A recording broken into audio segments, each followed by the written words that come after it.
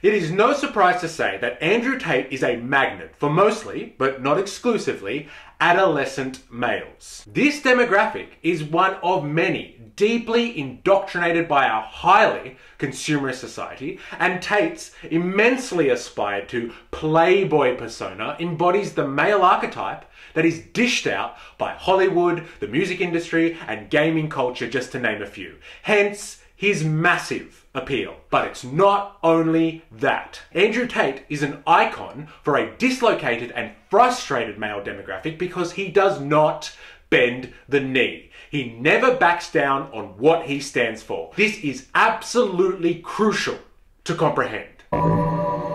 In capitalist society, the type of pressures imposed on young males is something that has been built into our collective psyche. One of the pillars of capitalism is wage labor or paid work. Now, whether you like it or not, since the early 20th century, there has been strong social conditioning for men to fit the stereotype of being the breadwinner.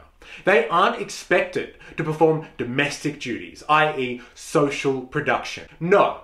In contemporary capitalist society, they go out and get a job and contribute to the economy and provide for the family. Today, you have a lot of males out there feeling the burn of this dated expectation as it becomes increasingly beyond their reach. This draws their attention to more sinister characteristics associated with capitalistic masculinity, like being chauvinistic, bigoted, and aggressive. Indulging these traits allows them to counter their feelings of despair.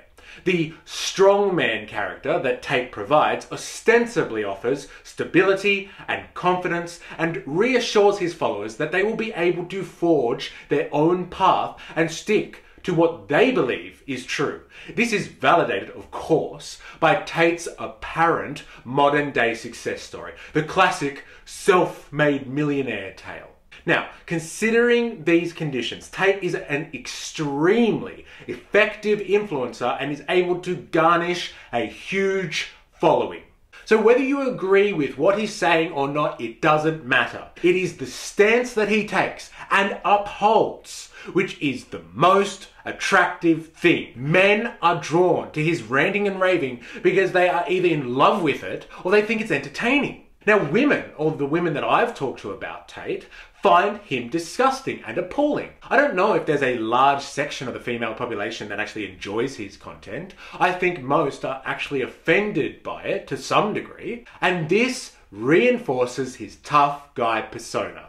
He speaks to his own crowd, and like any demagogue, you're either with Tate or you're against him, which plays into his hands perfectly. Now, I am not going to get into the specifics about what Tate has said or what he's done, because I don't agree with it and I really don't care. He is a waste of space who has nothing to offer intellectually. What I am talking about here is the Andrew Tate phenomenon, because that's what's really at play. It's what the public discourse needs to be about. The Andrew Tate effect on impressionable youth and their perception of reality. It's about the ramifications. But the Andrew Tate phenomenon gives me hope for revolutionary aspirations in general. Let's continue with the idea that young people crave a personality who has the audacity and the self-righteous indignation to never bend the knee to anyone or at any cost.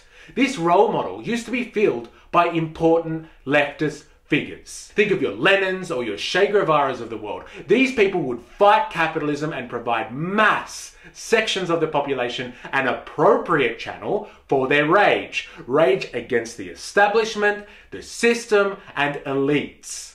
If the Andrew Tate phenomenon tells me anything, it is that there are young people out there that are pissed off, and rightly so, and they need to have an appropriate vehicle for their rage. Currently, it is being wasted on consumerist fantasies and male chauvinism. It should be directed towards the systematic abuses that plague our existence and, most fundamentally, their cause, capitalism itself.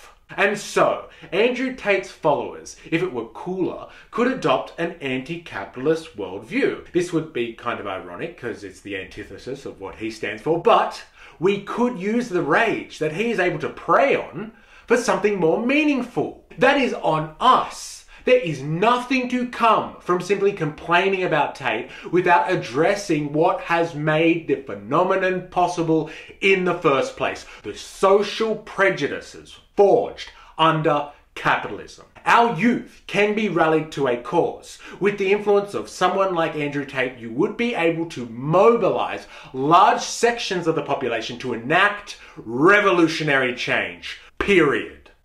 Remember, I am, you are, we are. I'm MysterE.